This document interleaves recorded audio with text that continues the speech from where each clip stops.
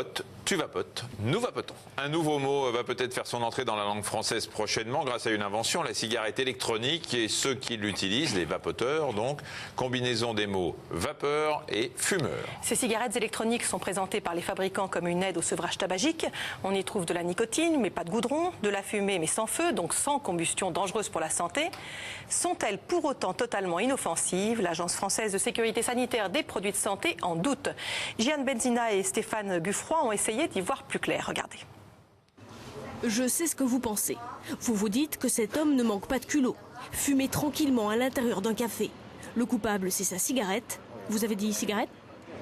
Ça ressemble à une cigarette, il y a plusieurs formes qui ressemblent ou pas à une cigarette. Ça n'a pas l'odeur, ça a le toucher, le goût plus ou moins, mais surtout la sensation.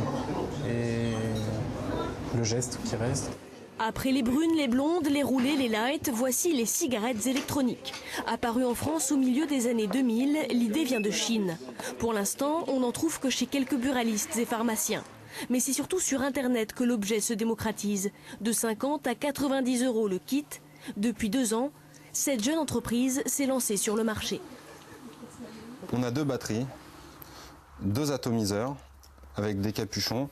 En fait, ces capuchons, ce sont simplement des cartouches, des recharges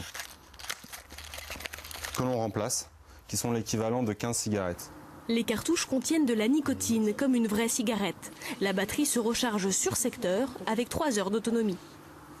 Ensuite, donc, il suffit de brancher la cigarette électronique sur une nouvelle cartouche, d'aspirer.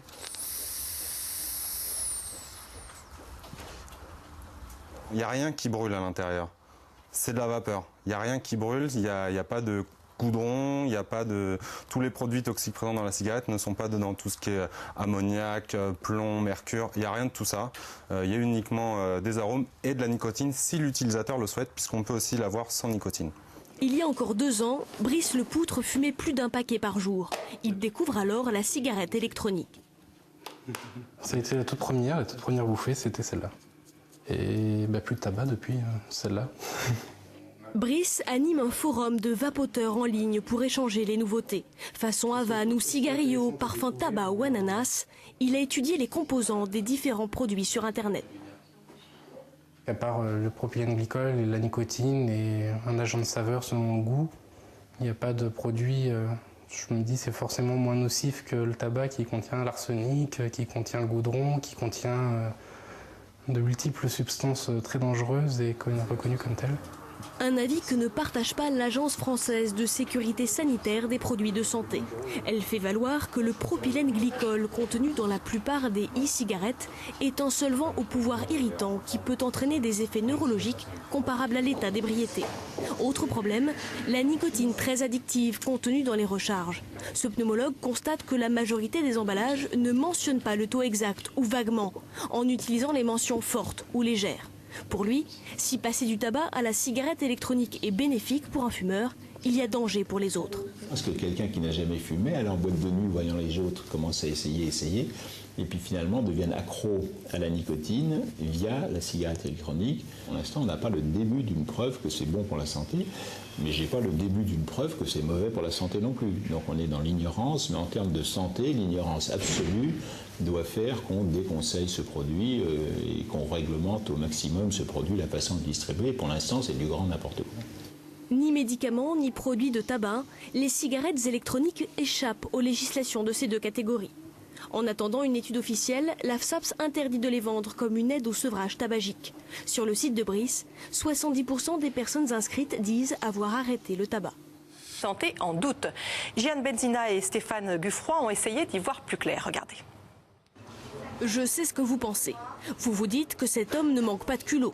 Fumer tranquillement à l'intérieur d'un café. Le coupable, c'est sa cigarette. Vous avez dit cigarette? Ça ressemble à une cigarette, il y a plusieurs formes qui ressemblent ou pas à une cigarette. Ça n'a pas l'odeur, ça a le toucher, le goût plus ou moins, mais surtout la sensation. Et le geste qui reste. Après les brunes, les blondes, les roulées, les light, voici les cigarettes électroniques. Apparues en France au milieu des années 2000, l'idée vient de Chine. Pour l'instant, on n'en trouve que chez quelques buralistes et pharmaciens. Mais c'est surtout sur Internet que l'objet se démocratise. De 50 à 90 € le kit. Depuis 2 ans, Cette jeune entreprise s'est lancée sur le marché. On a 2 batteries, 2 atomiseurs avec des capuchons. En fait, ces capuchons, ce sont simplement des cartouches, des recharges que l'on remplace, qui sont l'équivalent de 15 cigarettes. Les cartouches contiennent de la nicotine comme une vraie cigarette. La batterie se recharge sur secteur avec 3 heures d'autonomie. Ensuite, donc, il suffit de brancher la cigarette électronique sur une nouvelle cartouche, d'aspirer.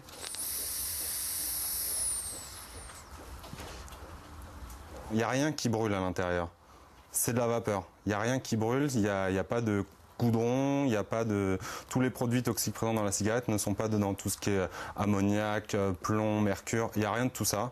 Il y a uniquement des arômes et de la nicotine si l'utilisateur le souhaite, puisqu'on peut aussi l'avoir sans nicotine. Il y a encore 2 ans, Brice Le Poutre fumait plus d'1 paquet par jour. Il découvre alors la cigarette électronique. Ça a été la toute première bouffée, c'était celle-là. Et plus de tabac depuis celle-là. Brice anime un forum de vapoteurs en ligne pour échanger les nouveautés. Façon Havane ou cigarillo, parfum tabac ou ananas, il a étudié les composants des différents produits sur Internet. À part le propylène glycol et la nicotine et un agent de saveur selon le goût, il n'y a pas de produit, je me dis, c'est forcément moins nocif que le tabac qui contient l'arsenic, qui contient le goudron, qui contient de multiples substances très dangereuses et reconnues comme telles. Un avis que ne partage pas l'Agence française de sécurité sanitaire des produits de santé. Elle fait valoir que le propylène glycol contenu dans la plupart des e-cigarettes est un solvant au pouvoir irritant qui peut entraîner des effets neurologiques comparables à l'état d'ébriété. Autre problème, la nicotine très addictive contenue dans les recharges. Ce pneumologue constate que la majorité des emballages ne mentionnent pas le taux exact ou vaguement, en utilisant les mentions fortes ou légères. Pour lui, si passer du tabac à la cigarette électronique est bénéfique pour un fumeur, il y a danger pour les autres.